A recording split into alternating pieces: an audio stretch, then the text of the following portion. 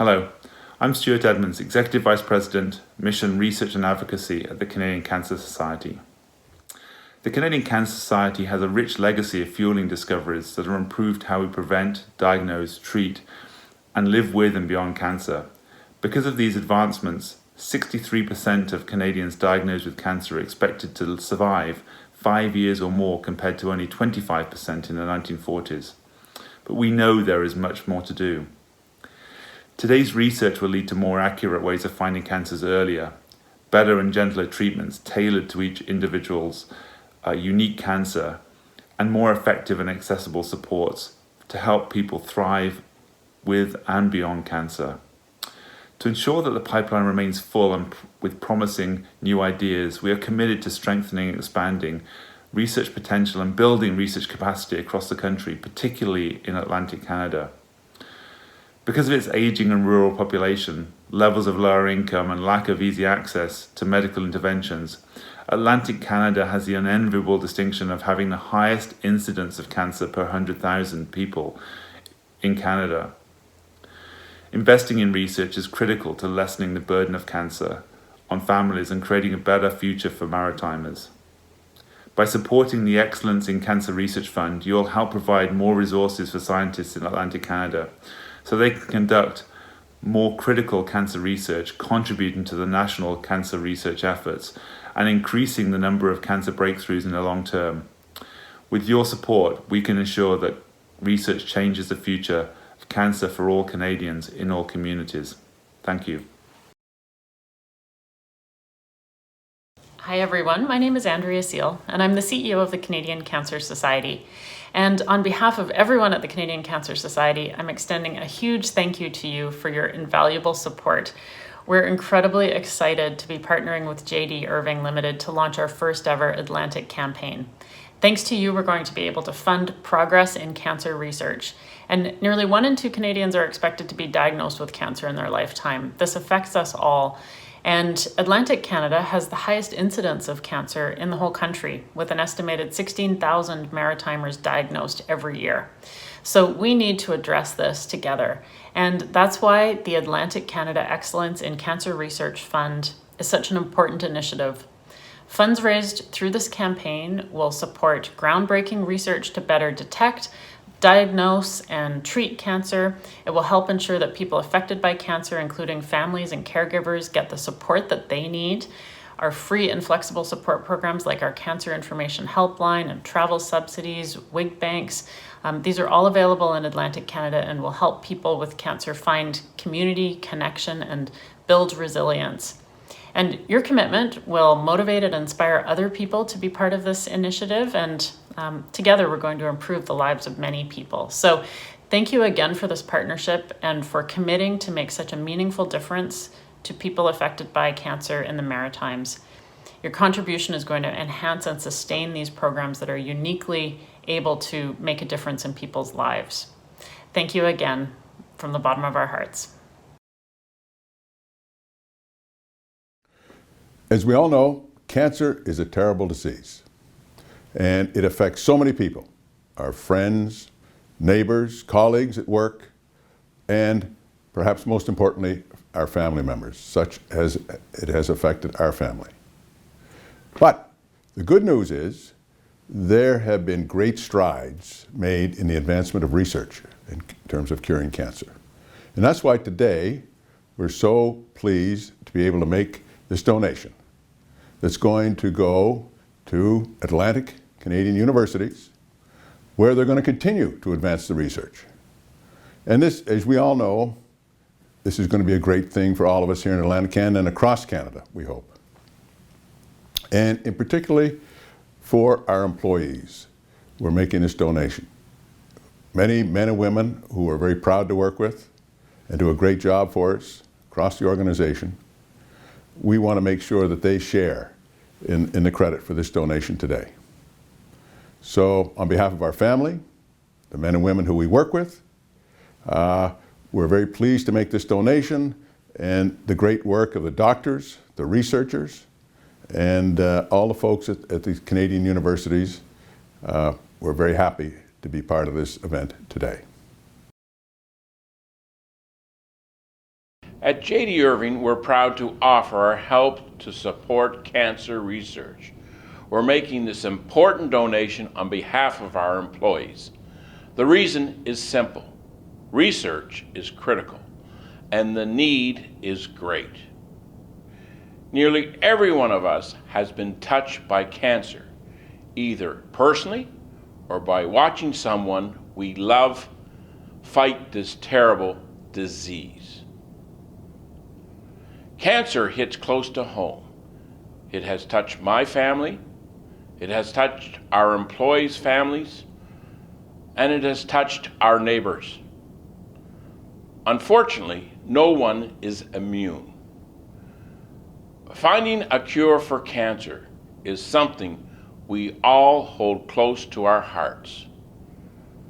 Research has taken us a long way, and we're proud of our long history of supporting this cause. We continue to donate to cancer research and have been active in the Relay for Life, Run for the Cure, and Convoy for Hope. We want to find a cure and improve outcomes so our employees and their families don't continue to lose people they love. We are proud that the research we are funding will be conducted right here in Atlantic Canada. I have great hope the research will produce results and help those in our region, the rest of Canada, and around the world.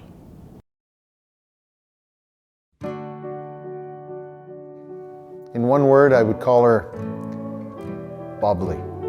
Hannah's always happy. No matter what's going on, Hannah's happy. I would describe her as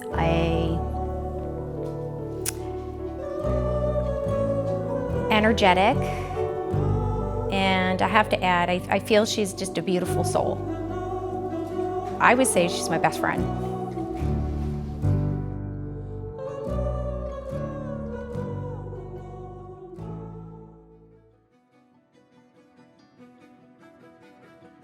You know, things kind of unfolded the last week of August in 2016.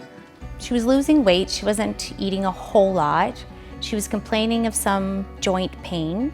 We were keeping an eye on her. We were concerned about how she was feeling. We thought maybe it was just a flu or something that was going around. There was a few bloody noses. By the mid-August, she developed a large lump on the side of her nose. This just isn't Hannah. Hannah's such a happy-go-lucky, warm, bubbly, cartwheeling kind of kid, and all of a sudden she was lethargic and laying on the couch for a couple of days. And most of it was chalked up to growing pains. You know, Tammy really on Wednesday said, something's wrong, this is not Hannah, can you get her to the doctors? And by the end of that day, we were at the hospital. And I still remember coming off the elevator, coming around the corner and looking at the sign, Pediatric Oncology. And Tammy took a Post-it note and she wrote on it, they're talking about IWK, and she passed it to me, and I read that and my heart sank. And that's when things started to get serious and I started to get concerned. I sat down and Tammy stood beside me, and the doctor looked at us and said, well, I'm 95% sure your daughter's got leukemia. And I don't know that anybody's ever ready to hear those words.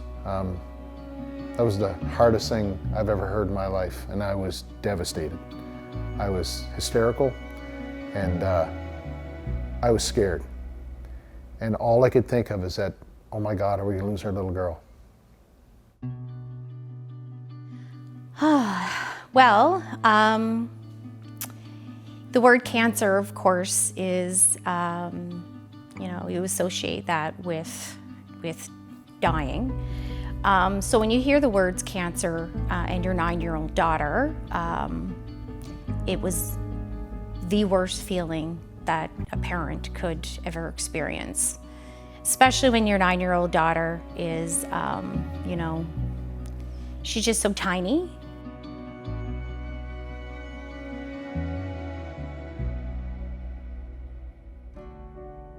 I'm Hannah Gallant, and I am 13, almost 14, and I really enjoy playing hockey, and I enjoy art and hanging out with all my friends. it. It's like 90% to 95 for like survival rate. But I remember still being scared, like what if I'm the unlucky one, the odd one that's gonna get in the negative spot.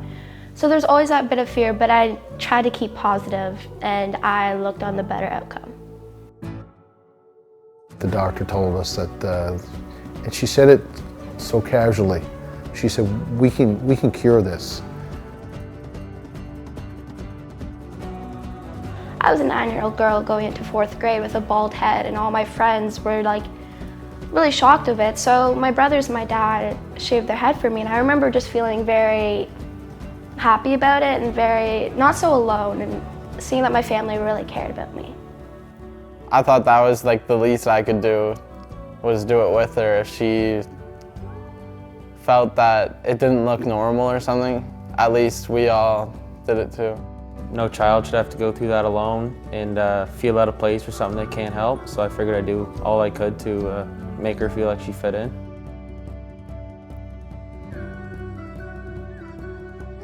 At the IWK, they have a bell that symbolizes you're going to ring it when you are finished treatment and you're back to being healthy. And the bell's always this like big thing that was like, okay, it's in the future, I get to ring this eventually. But I never really realized it was going to actually happen, that I was going to ring that bell one day. Walking up to the bell, it was like that big thing that I've been looking forward to like my whole journey. It was right there in front of me and I was ready to ring it, and that was a symbolize of when I was done treatment. I was really excited. I could feel myself like jumping a little. You know, to put it in perspective, there are other kids that we have met along this journey who haven't been as lucky as Hannah, and we've lost. And there are other forms of cancer out there that are not curable, and they need the funding to find cures, or at least a prognosis that is 90 to 95% like it was for Hannah. And that's what the ultimate goal is. We don't want other people to have to go through what we went through, and even worse, you know, go through losing a child to cancer. One of the toughest conversations I had was with a doctor, and the doctor told me something that to this day I still recall. He said, Corey, we'd be having a much different conversation if this was 20 years ago. And it was at that point that I realized, oh my goodness, you know, and how far we've come with research and all of the doctors and all the scientists and all the wonderful work that they do. You know, how lucky we are to be able to enjoy our success in this terrible, terrible battle. But we're so blessed today that thanks to all of the work and all the money that's been donated, all the research that's been done, you know, we today have our little girl with us because of all that, and we're so thankful for that.